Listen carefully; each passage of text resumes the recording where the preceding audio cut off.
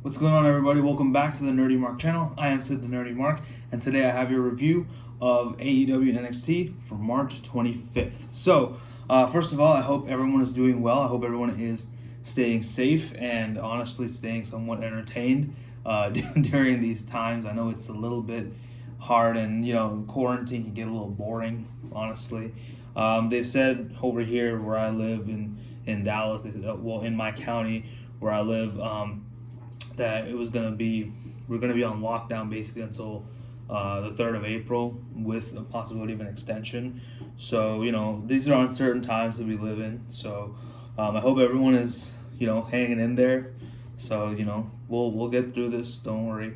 I did a whole video talking about the whole coronavirus situation. If you would like to check that out, please go ahead. It's up on my channel now. But anyway, we did have both Dynamite and NXT. We did have shows for both of them. Last week I didn't do a review mainly because NXT didn't have a show, but last week AEW did. We got the reveal of the Exalted One, which was obviously Brody Lee.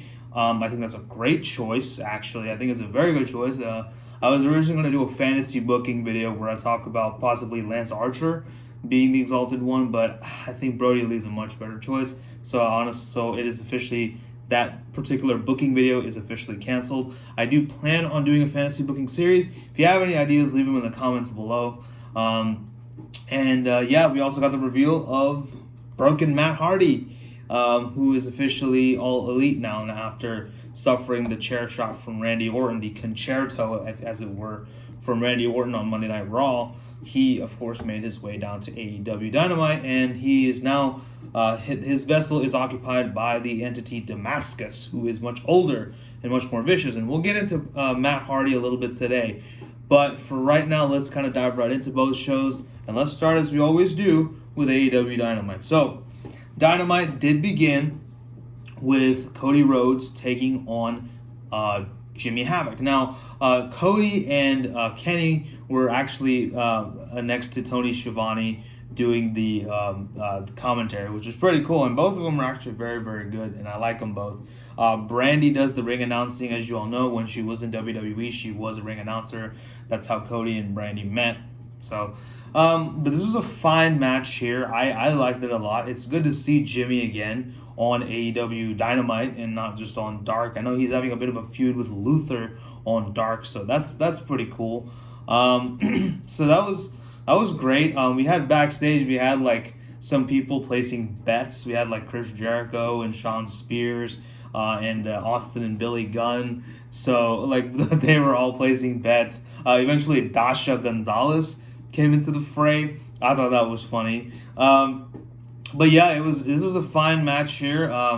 Darby. Jimmy has, like I said, quite a bit of time to shine thanks to Cody Rhodes, and but finally Cody does win with a crossroads, and afterwards we got a promo from Jake the Snake Roberts, basically saying that he wants Lance Archer to fight Cody. Well, Lance Archer wants to fight Cody, and of course that match is set up for next week. That should be good. I do think that Archer will go over, which is a great thing. His first match on AEW going over Cody, that's a sign that they are very serious about Lance Archer and very serious about his push. So I'm excited for the Murder Hawk to get some real good recognition here. Not that he wasn't getting any recognition in Japan, but I mean, in front of an American audience, of course. Next up, we had probably what I think was came close to match of the night, but Darby Allin taking on Kip Sabian. Very good match. Both of these men have very similar styles. Both are high flyers and whatnot. But Darby obviously being the more darker kind of entity. Someone said that Darby Allin reminded them of Jeff Hardy. Oh yeah, that was my buddy Tim. I would agree, and he also kind of has that Sting vibe, just because with this whole kind of anti-establishment kind of mentality. When it concerns the inner circle. Obviously, he's still not done with them, so that's interesting. But Darby and Kip both just lay it out there. It's an empty arena and whatnot, but it was great. It's good to see these two fight. Good to see these two putting on an exhibition. Finally, the match ended when Darby, locked in the Gibson leg lock, which is dubbed by Tony Schiavone as the Last Supper, and transitioned into a roll up to win the match on over Kip Sabian. This is good. I'm glad they're building up Darby. Huge Darby fan here, as well as my sister. So very, very happy to see him get some comeuppance here. We did get Jake Hager taking on a jobber, basically. This is more or less a squash match. This was fine, but Jon Moxley came in and hit the paradigm shift onto Hager, who basically no-sold it, tried to go for an ankle lock, but Moxley did escape, and then there was a whole message for the Inner Circle. He cut a promo, Moxley did, on the entire Inner Circle, and particularly targeting Jake Hager. That's a match that I'm really looking forward to. It's funny that giving Hager all these squash matches, even though he took Dustin to a somewhat competitive match at Revolution. So I find that interesting.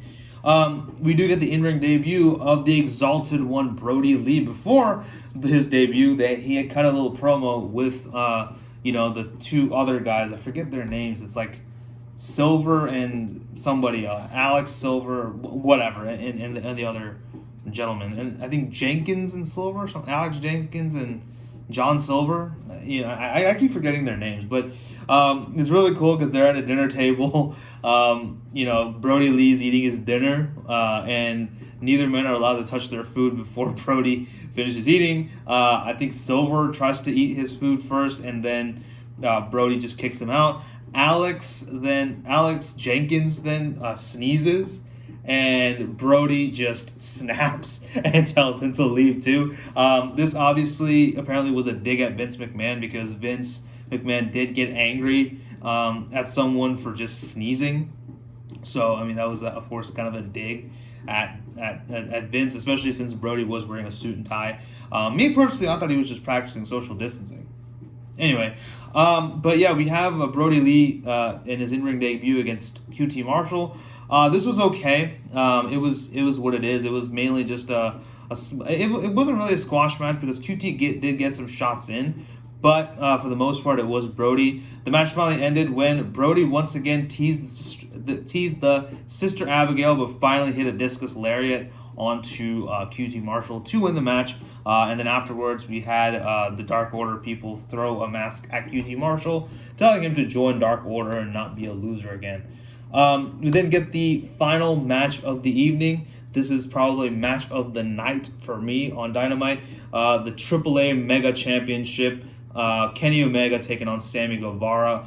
Kenny Two Belts comes in as the Sammy. Sammy has a few chairs where he's got Chris Pine's character from Star Trek, and Chris Jericho. Well, he's got three drawings of Captain Kirk, technically from Star Trek, the Chris Pine version. By the way, I've been looking to get into Star Trek. So any Star Trek fans out there, by the way, and I'm serious, if you can kind of guide me as to where I should start, I would love to know. I really want to get into that show. So leave a comment below if you're a Star Trek fan or a Trekkie, and let me know where should I start. Should I start with the Next Voyage, or the next generation, the first Voyager? I forget what they're called, but I don't know. I know nothing about Star Trek. So the Next Generation, should I start there, or should I just start from the beginning? I don't know. Anyway, this was a really awesome match. So yeah, anyway, we had three chairs where Sammy set up three different drawings. One is of Chris Pine's character from Star Trek. The other one is, of course, Le Champion, Chris Jericho. And the third one is Brandy, which he later makes out with. He's trying to hit on Brandy. This is not that kind of this is not that kind of a show, Sammy. Anyway, so he tries to hit on Brandy. Later on, he actually goes to the announce table where he tries to talk to Brandy, and Kenny does take advantage there. And then he goes to the cardboard cutout of Brandy and proceeds to disgustingly make out with it, which, of course, Brandy was very much mentally scarred by, as you could tell by her facial expressions. That was great, actually. I loved it. But Awesome match here. Kenny is, absolutely flawless, as is Sammy. Sammy, as for all his antics and being the little douchebag wannabe Justin Bieber that he is undeniable in the ring. So I think this is a sort of a dream match, in my opinion. I would say Kenny is very much a dream match machine. Like a lot of people that Kenny's fought, it's been like a dream match. Like I would love to see Kenny versus Darby at some point. That's a match I want to see. Anyway, but the match finally ended when Kenny finally hit the one-winged angel after several attempts to finally put Sammy Guevara down and retain his AAA Mega Championship. So that was good stuff. And we finally closed out AEW Dynamite with Chris Jericho and Matt Hardy meeting face to face. It begins with Chris Jericho coming in. He makes the cameraman sing Judas, gets in the ring, and he talks about Matt Hardy for a little bit. And then Vanguard 1 interrupts. He says, "I don't like Vanguard 1. I don't like you. I don't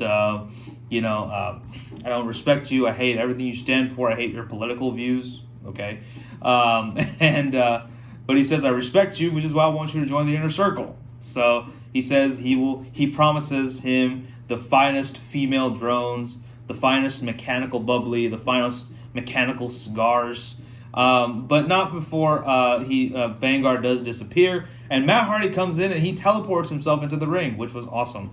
Matt Hardy talks a little bit more about Damascus. We learned that Damascus is 3,000 years old, unlike Zenith, who was only 2,009 years old, I believe. I think maybe 2,000 and I forget how old he is. I think it was like 2,000. Yeah, now it's like would be like 2,013 years old, something like that. So it was good. It was a good confrontation. Jericho tries to recruit Matt Hardy into the Inner Circle, which is weird. Dark Order's trying to recruit people into their faction, and Jericho's trying to recruit people into the Inner Circle. I don't know what's going on, but overall, I did like the whole face-off, but I didn't like how it ended, because it ended with Matt Hardy being felled to the ground. Matt Hardy gets...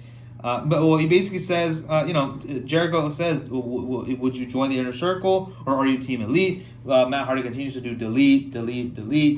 He sings "You'll Fade Away" and "Classify Yourself as Obsolete." It's still trademark, Hardy Boys trademark, so it's totally fine. He can use it. I wonder how long it's going to be before we see Brother Nero in AEW. I think that's going to happen at some point. Maybe it won't. Maybe it will. I don't know. But finally...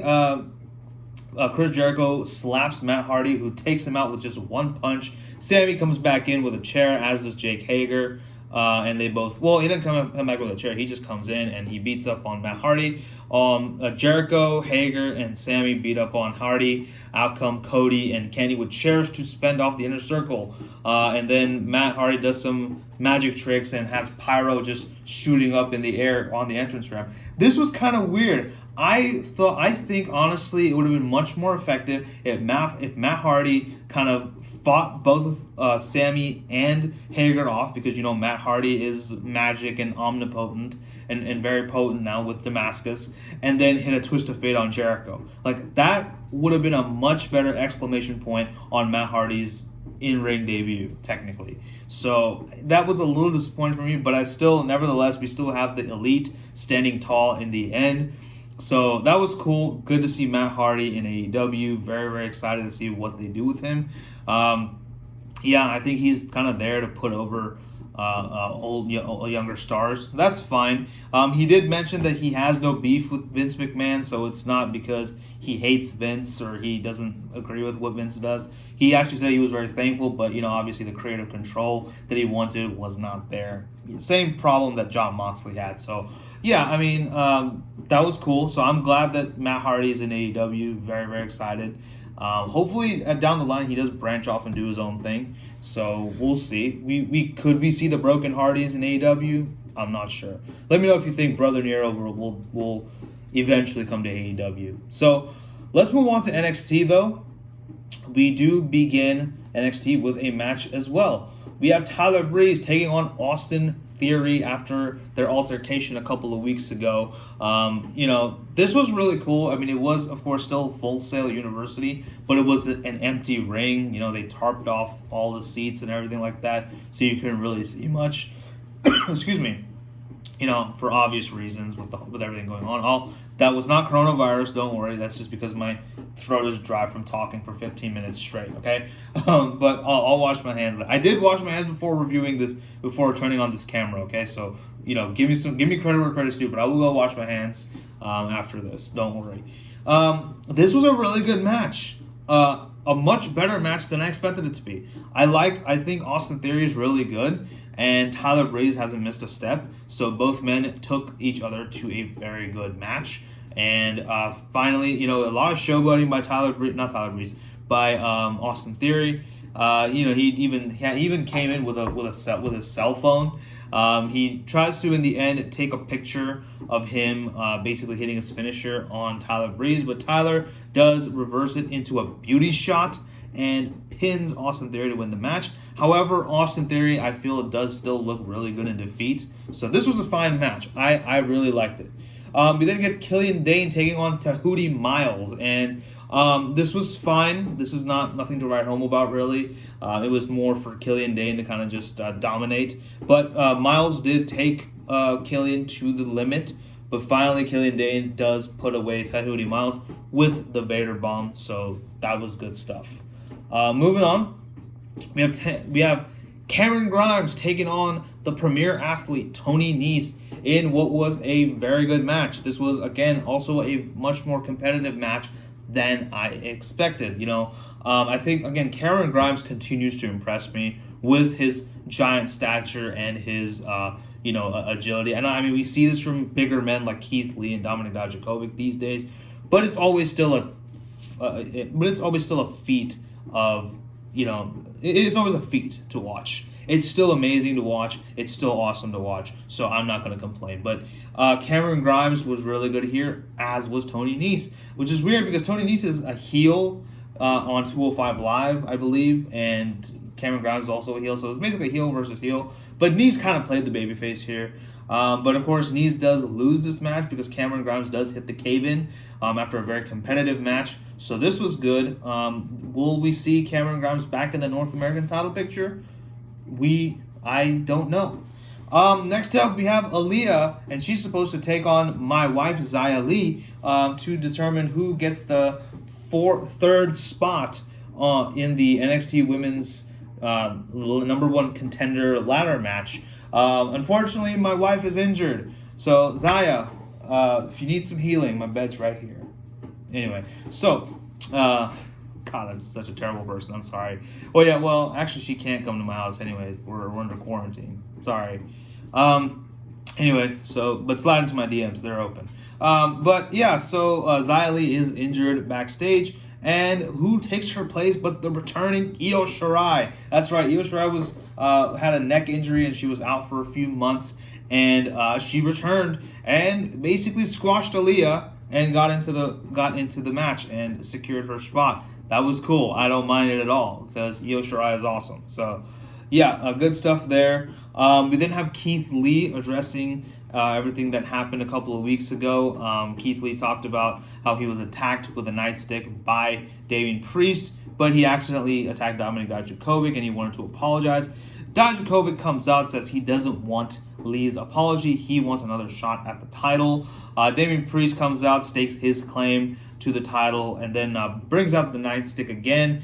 And Dijakovic actually pushes Lee out of the way and beats up on Priest for him. And then Lee takes Dijakovic, throws him to one side, and beats up on Priest. Their brawl spills to the outside of the ring. Then finally Dijakovic gets a huge suicide dive to take both Lee and Priest out, standing tall. And next week we are getting a triple threat match between all three of these men. This should be awesome. And of course it is going to be for the North American title.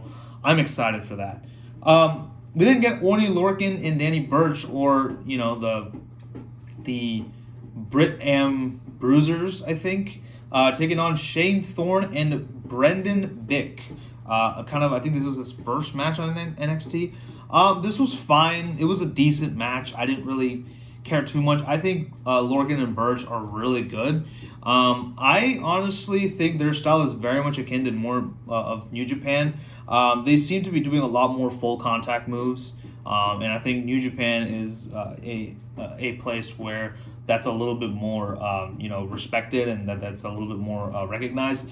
I don't want to compare. I mean, I guess just because they wear the same gear. I mean, I'm tempted to compare these two to Katsuyori Shibata, but they're not they're not Shibata. But they both still do like the full contact moves and stuff like that. And Shibata was very famous for that, as are many of the people and many of the stars in New Japan. So I would love to see Burch and Lorcan, if they ever leave NXT, to go to Japan once this whole coronavirus thing is over. That's just my opinion, though. But it was a good match. We did have Lorcan and Burch finally hitting double submissions on Vic and Thorne is the first one to tap. So the Britt and Bruisers win this match. Again, nothing to write home about, but it was decent. Candice LeRae then takes on Kaden Carter in a pretty competitive match. I liked this one a lot. It was good. But finally, it was very short because Candice LeRae does win with the Gargano escape, and puts away Kaden Carter to secure her spot in the women's ladder match. So we have 5 people already filled. The 6th person will be filled by a 6-woman gauntlet match, which is happening, I believe, next week. That should be fun.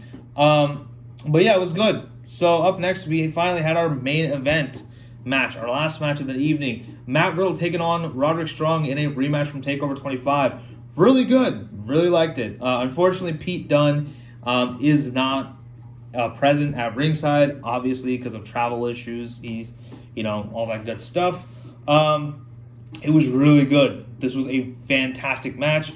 Great callback to their match at TakeOver 25. Really did that justice. So a lot of good chain and mat wrestling here. Matt Riddle speeding it up while, of course, Roderick Strong slowing it down, as they both men are akin to do. Finally, Matt Riddle does put away Roderick Strong with the Bro to Sleep, not the Bro to Sleep, with the Bro Derek, I'm reading it here, to finally win. But he has no time to celebrate because 2 big, huge Indian men come in and beat up on Matt Riddle, and then Malcolm Bivens comes in and lays claim to the tag team titles. Jinder Mahal, I think we found your sons. Anyway, interesting. I don't know who these men are. I'm not familiar with them. It's just these 2 men wearing, the Indian, head. It's I know what it is, like what they're wearing on their heads. It is an Indian thing that we do, and that is in Hindu religion. We do wear like a white stripes and a red dot on our head. Even the men do sometimes. Okay. Anyway, but this was interesting. I guess some other people added to the tag team division, so that's cool. Finally, we do have Triple H, Johnny Gargano, and Tommaso Ciampa in the ring.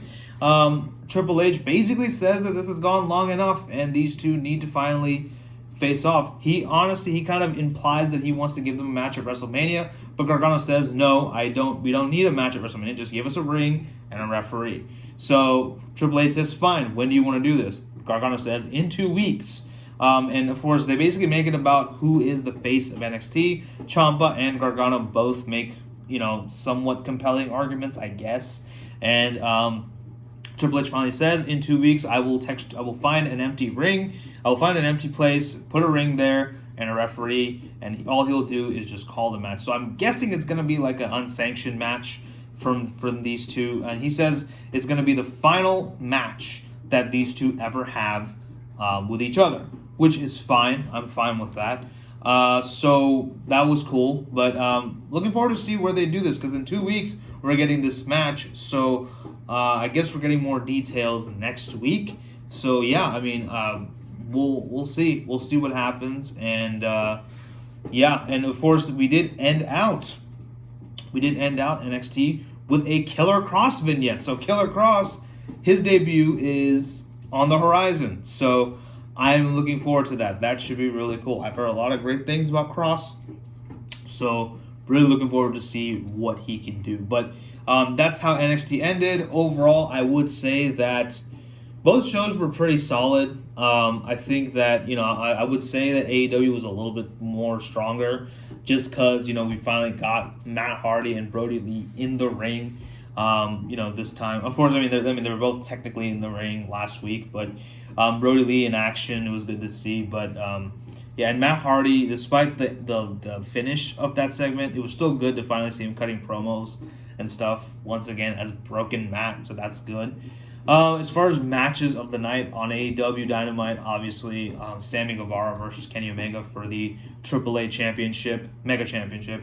On NXT, I'm going to go ahead and give the match to Matt Riddle versus Roderick Strong, Part 2, Electric Boogaloo. So that's pretty much it. So this weekend, hopefully, we are going to do another episode of Armbar Nerds. We're going to be talking about something that I think is very important to the wrestling industry. And you'll know what it is when we do it, right? But anyway, and then of course we're gonna have our best matches of March coming probably sometime next week. So look forward to that. Look forward to both our social medias for that. With that being said, that's pretty much it. Thank you guys for watching. Hopefully you guys are being safe during these times. We're gonna get through this. Don't worry. But until then, thank you so much for watching. Thank you for your support. Stay safe, and I will see you next time. Take care.